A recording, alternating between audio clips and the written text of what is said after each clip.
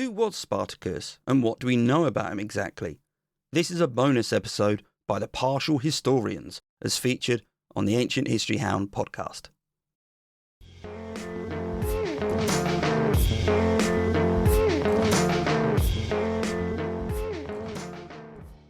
Hi and welcome. My name's Neil and this episode is a guest swap episode. I was on the Partial Historians podcast earlier this year where I spoke about the topography of early Rome. It was a two-parter, so go find it if you haven't had the chance to have a listen. The Partial Historians is a podcast by Dr. Fiona Radford and Dr. Peter Greenfield, all about ancient Rome, both experts on the subject, and their podcast is quite unique in how it focuses on much of early Rome. Later this year, their book, Your Cheeky Guide to the Roman Empire, is due out, and to celebrate, they recorded a special episode on Spartacus. It's actually a solo episode featuring Dr. Fiona Radford, who is actually an expert on Spartacus. I think you'll really enjoy it, and I'm always about sharing great content. So have a listen and let me know what you think, but also get in touch with the Partial Historians and give them a follow. You can find them on pretty much any platform, and if you search for them on a search engine of your choice, I'm sure they'll pop up. Anyway, that's enough from me, and I hope you enjoy this episode as much as I did listening to it. So take it away, Dr. Rad. That's Dr. Fiona Radford.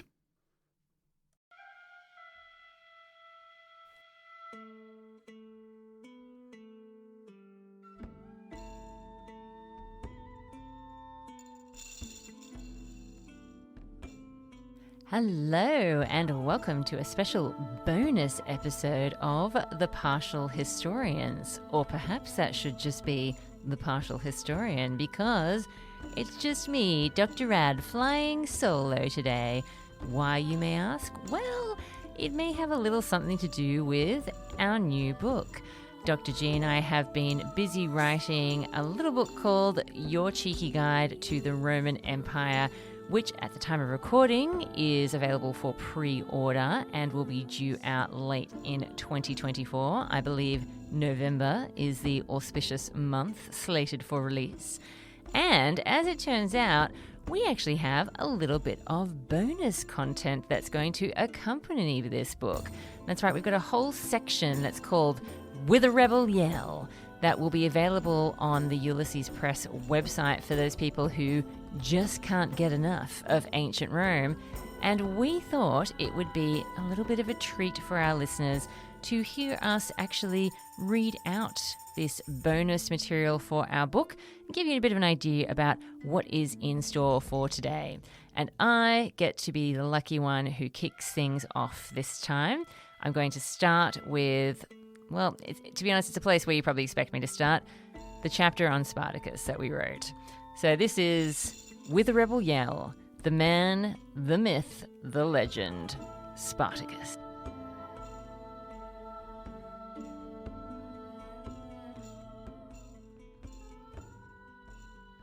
Let's kick this chapter off with a bold statement. Spartacus is the most famous rebel in Rome's history. Nowadays, part of his fame may be down to the 1960 movie starring Kirk Douglas, the man with a jaw of marble and a chin cleft as deep as the Grand Canyon. But where does his legend begin, and why did he become so notorious? Ancient Rome was a slave state.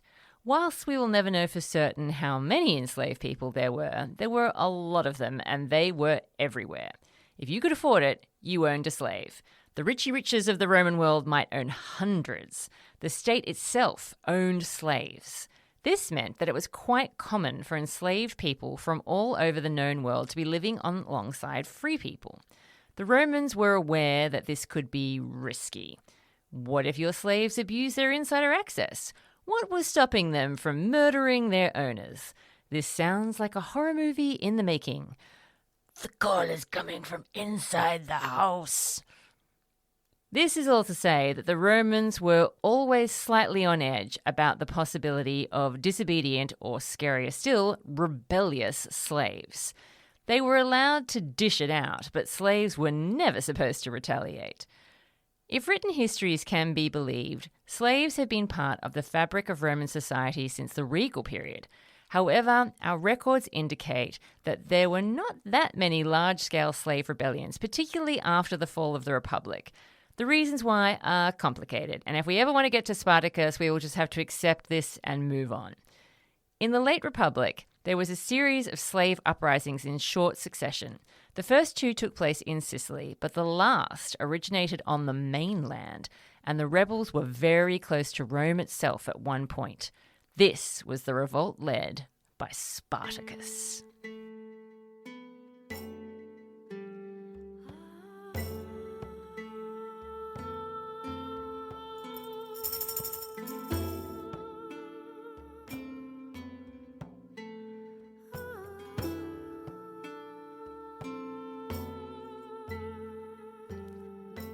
Spartacus is not an easy man to get to know.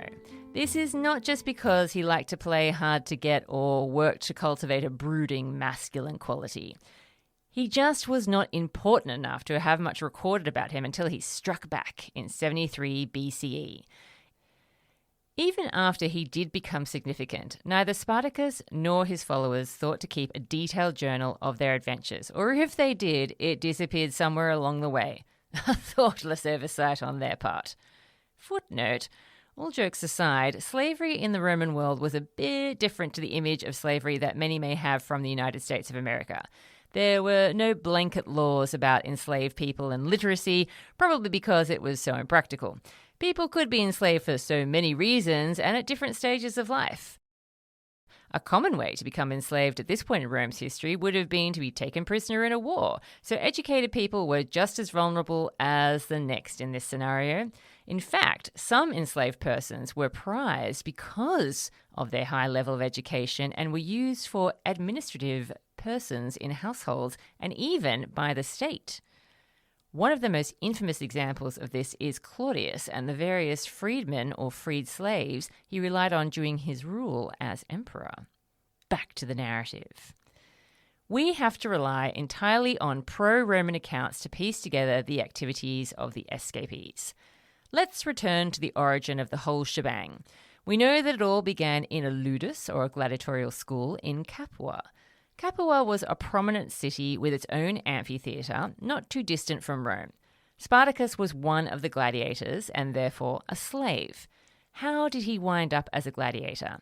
There are indications that he was originally from Thrace, think Bulgaria, and he may have served in an auxiliary unit for the Roman army and deserted, perhaps making his living as a brigand until he was apprehended. He could also have been a prisoner of war. Thrace had a history of getting punchy with Rome. Most shockingly, a fragment from Varro claims that Spartacus was an innocent man who nonetheless was sentenced to this cruel fate. Whichever way you look at it, it was not his choice to be in this ludus. Believe it or not, some people did volunteer to become gladiators. Gladiators held an interesting position in Roman society.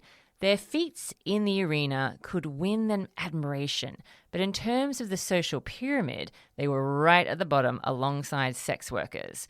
It was kind of a love-hate relationship, like how we all feel about the Kardashians. The ludus was owned by a lanista named Lentulus Batiatus. This man may have been particularly strict or cruel, and this provoked a rebellion. But maybe being a gladiator was enough.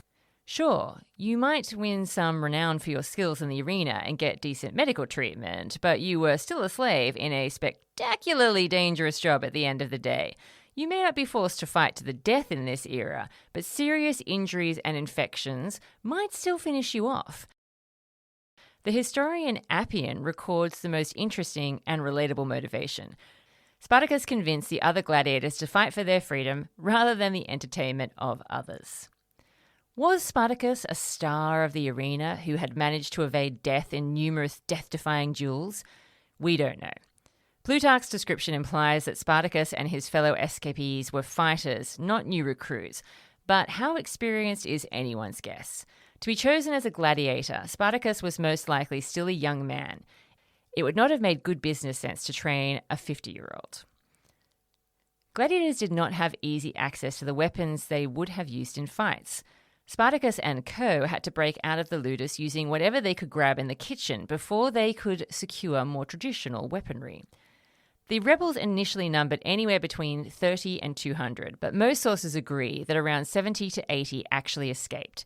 Yep, those sources again. Time to make an important distinction. These guys may have been rebels, but they were not a rabble. They knew that they needed to introduce some organization into this caper. 3 leaders were chosen, one of which was Spartacus, the others being gladiators named Oenomaus and Crixus. Here's where we can finally introduce one of the most intriguing details about Spartacus. He was married to a woman from his tribe, and his wife escaped with him. Only one source, Plutarch, includes this detail about Spartacus's wife, but a lot of adaptations of his story have latched on to the hint of romance and run with it. And it is romantic to imagine Spartacus and his wife managing to stay together when they were sold to Gladiators and her fighting for freedom by his side. Very unusual, though. The Romans did not prioritize keeping families together where slavery was concerned. Plutarch mentions her when relating a prophecy about Spartacus. Conveniently, she was a prophetess and a follower of Dionysus. So when a snake gave Spartacus's face a cuddle when he was napping, she knew it meant he was destined for great fortune and power. So this cuddle allegedly happened when the two were up for sale in Rome, so it must have seemed like wishful thinking at the time, although people in the ancient world did take omens very seriously. Unless this is all Plutarch's fantasy and a way to foreshadow that Spartacus was no ordinary dude. But why erase her from history? Women have had that happen too often, so let's run wild with this Maenad. Wife in tow, Spartacus and his followers managed to fend off some Capuan soldiers who were sent after him. That might not have been super hard for trained fighters. These guys may have been more like army reserves. It's what they did next that is pretty amazing. A force of 3,000 men, led by the praetor Claudius Glaber, was dispatched from Rome. The slaves took refuge on Mount Vesuvius, still over a century away from the monster explosion that would devastate this area, and it must have seemed to the Romans that they were well and truly trapped. There was only one viable way to descend from their refuge, so all the Romans had to do was wait. But hang on just a darn second, Romans. This is Spartacus we're dealing with. He may be just a slave to you, but the historian Sallust praised him for his strength and courage. Even Plutarch, a pro-Roman source, said that Spartacus was, quote, possessed not only of great courage and strength, but also in sagacity and culture superior to his fortune and more Hellenic than Thracian. There is no higher compliment from a Greek like Plutarch than to call someone kind of Greek. Being exceedingly clever, the slaves fashioned rope ladders out of the vines that grew on Vesuvius. They used these to lower themselves and their weapons down in a location that was not actually being surveilled by the Romans. This allowed the rebels to catch the Romans by surprise and capture their army. We know. Sounds like something out of a bad action movie, right? Yet this story is attested in multiple sources. We're leaning towards true for this one. The slave army continued to defeat the Roman forces sent against them. Actually, defeat does not quite capture it. They humiliated them. One praetor, Cosinius, was literally caught with his pants and everything down as he indulged in a spot of bathing. From the start, the rebels had attracted new followers in their travels. The official term would be randos, slaves, shepherds, even some free people, but only the poor ones. The disenfranchised. All of this success can only have made the prospect of running away to join Spartacus more attractive. If what Appian says about Spartacus dividing booty equally amongst his followers is true, this would only have increased the appeal. Spartacus also had a certain strategic flair, perhaps combining what he knew of both Thracian and Roman warfare. He didn't peak with the vine ladders. Spartacus gets credited with trying to fashion a proper army. His followers fashioned their own armor, shields, and weapons. They captured horses and formed cavalry units. During one of his earlier victories, Spartacus may even have captured some of the insignia from the defeated Roman magistrate, such as the fasces. The Romans would have just collectively rolled over in their graves if they didn't prefer cremation. The camp was guarded by sentries and organized regular patrols. The slaves once managed to sneak away from their camp after propping dead bodies up to look like their usual guards. Creepy. More disturbingly for contemporary audiences, Spartacus may have used captured Romans to stage his own gladiatorial displays to honor his fallen comrades. We may not love that last part, but we should not delude ourselves into seeing the two sides here as the goody versus the baddies. Most of Spartacus's followers would have led tough lives, if not violent ones. Their pillaging and plundering involved arson, theft, rape, and murder. Spartacus may have crucified a prisoner as a warning of what might befall them if they failed, killed people and animals that were slowing down his movement, and forced others to fight to the death. Let's just say few people in this story would have been chosen as the spokesman for fabric softener.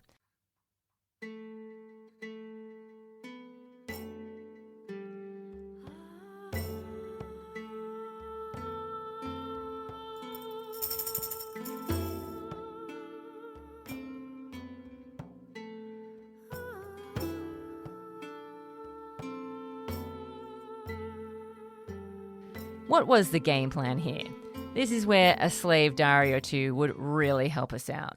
The sources are conflicted about what the rebels were actually trying to achieve in the long term.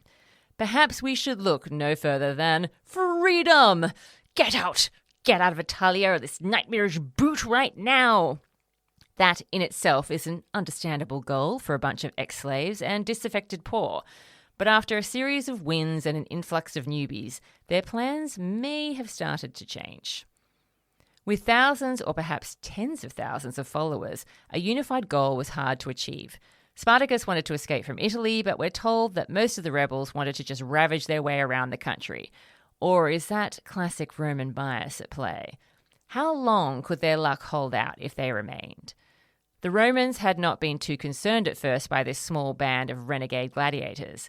Now their numbers had grown, and it was not a good look for a collection of slaves and peasants to be defeating a premier power like Rome. Spartacus himself was either an exceptional commander or very intent on proving his wife right. Bless. The Romans threw the consuls and yet more soldiers at the rebels. Whilst the consul Gellius enjoyed some success against the Gallic Germanic contingent which had split from Spartacus's crew, Spartacus himself remained undefeated. It was time to call in the big guns, or rather, the deep pockets. Enter Marcus Licinius Crassus, very ambitious, very, very wealthy. Crassus agreed to take charge of a situation that had spiraled well out of control, even paying for 6 fresh legions himself. It is thanks to Crassus that we have one of our more detailed accounts of Spartacus. He shows up in Plutarch's biography of Crassus, perhaps as a way of showing Crassus up. Plutarch was not a fan. At first, Crassus did not have much more luck than those before him. He was so furious with the loss, he decimated part of his army.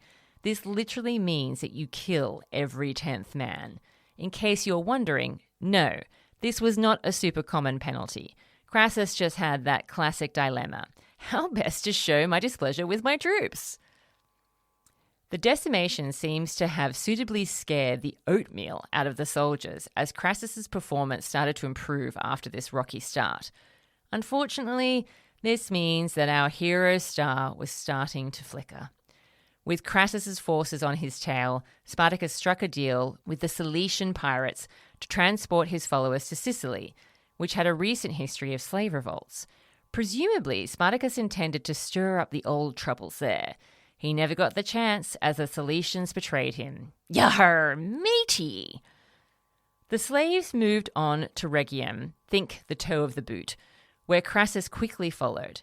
He ordered his men to build fortifications to try and trap the rebels in the shoe. We hate to give credit to the Romans here, but this was their vine rope ladder moment. This barricade was wide, tall, and long, and involved a ditch, although probably nowhere near as long as Plutarch implies. It was definitely an obstacle and a gigantic pain in Spartacus's ass. Luckily, our slave commander still had a few tricks up his sleeve. On a stormy, snowy night, the slaves filled in part of the ditch with sticks, earth, and dead bodies. Yum. And managed to get across. There are hints of tensions within the slave camp throughout their rebellion, starting with the supposed disagreements about their goals. The fragmentary but early account from the historian Sallust mentions Spartacus begging his army to stop their violent assaults on the people in the area and them taking exactly zero notice. At this later point in the war, the division seemed to be manifesting itself physically, with the rebels camping separately. There may have been practical reasons behind this decision, food supply, water, but it may have been tied to the ethnicity of the slaves. Slaves and gladiators would have been from a variety of backgrounds, and the leaders, Oenomaus, Crixus, Canicus, and Castus, may have taken charge of the people who shared their own culture. Camping apart, however, exposed the slaves to more danger.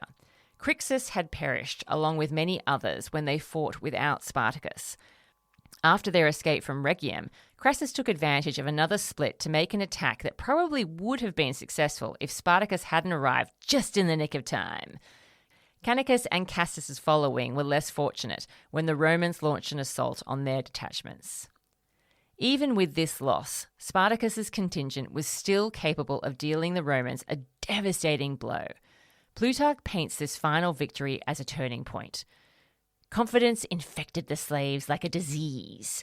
They weren't willing to play it safe and avoid battles. They weren't listening to their leaders anymore. They were calling the shots. But their next battle would be their last. There was an epic final clash in 71 BCE between the slave army and Crassus's forces. The rebels did not prevail, and many were slaughtered.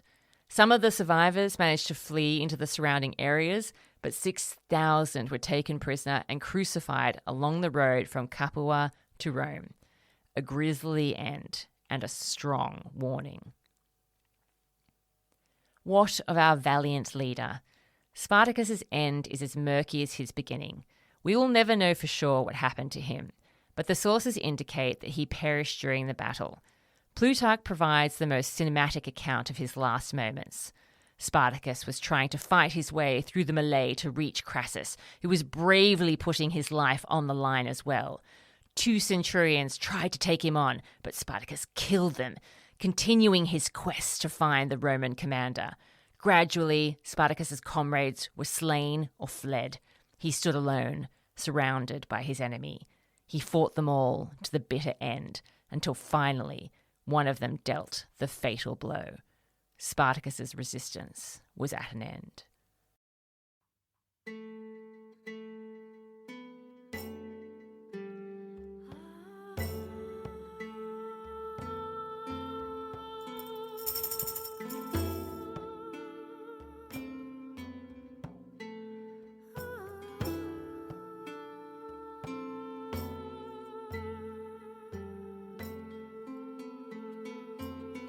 Rome obviously had more forces at their disposal in a conflict like this, making the slaves the underdogs. When you add in that tantalizing hint from Varro that Spartacus should never have even been condemned in the first place, goosebumps, literal goosebumps. And there's something many of us love about rooting for the underdogs, especially when all they seem to want is something that we now regard as fundamental: freedom. If we come back to the sizable slave population in Italy, the possibility of slaves everywhere uniting with Spartacus to fight, well, it sends our imaginations a little wild. But the fact remains that they didn't. Some slaves rallied behind Spartacus, but the majority did not. Romans continued to own slaves and train gladiators. The system remained. Little had changed. The only way the slaves could really have won was to evade recapture or death. We can still see the genuine concern aroused by this rebellion. The Romans sent increasingly higher-ranking people to deal with Spartacus, and when Crassus had taken over, either he or the Senate, probably the latter, sent for reinforcements in the form of Pompey the Great and Lucullus. Even the positive comments made about the slaves say something. For instance, their bravery in battle. The Romans go nuts for a soldier who only gets wounded in the front. Spartacus is not universally demonized. Indeed, he's even praised in some accounts. Did the pro-Roman accounts feel the need to build their enemy into a suitably impressive foe? We cannot be sure, and we certainly don't want to take away any of the very real accomplishments of these enslaved people.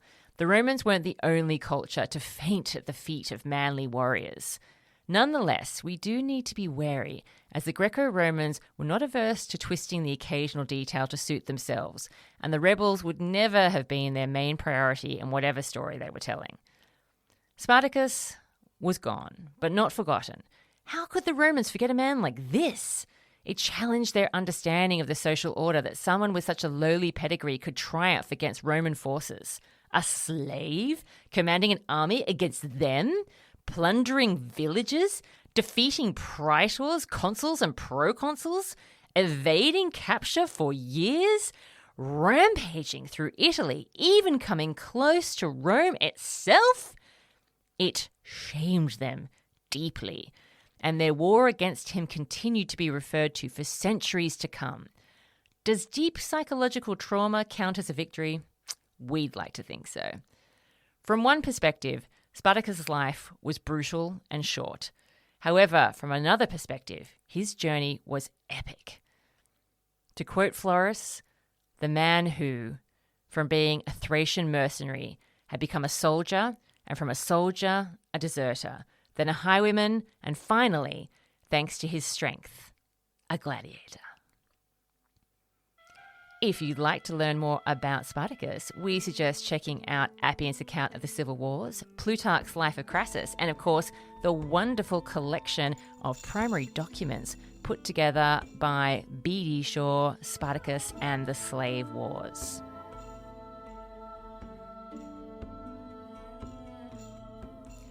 Thank you so much for spending some time with me today. I really hope that you enjoy that little chapter, that sneak preview of your cheeky guide to the Roman Empire. A reminder that is just bonus content. So if you want to hear all the other wonderful stories that Dr. G and I have concocted for you, you will just have to make sure you pick up a copy of our book.